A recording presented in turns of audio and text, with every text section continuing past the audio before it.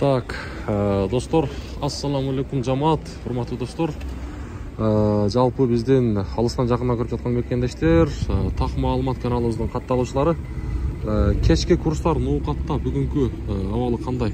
4 ноябрь 2025 жыл, аптанын бүгүн 2-күн болуп калды, аптанын вторник күнү.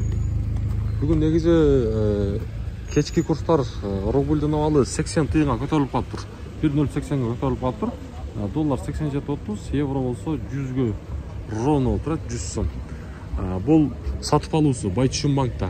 Анан негизи туугандар, мына ушундай курстарды күнүмдүк билип тургум келет десеңиздер, каналыбызга катталганды унутпаңыздар. Каналдагы акча алмаштыруучу жерин көрсөтүп коеюн. Рубль бул жакта 1.080 тыйын экен.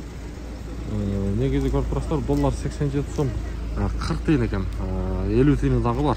Мына кийинки акча алмаштыруучу жер дагы мына ушунда. Азия банкта болсо рубль мынага 1.078 тыйын экен.